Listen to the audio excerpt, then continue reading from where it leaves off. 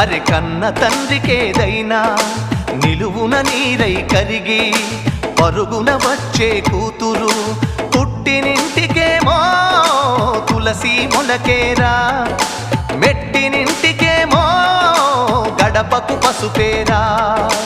కాసంతా కుంకుమనే చచ్చేదాకా కోరుకునేది, అందుకే కంటే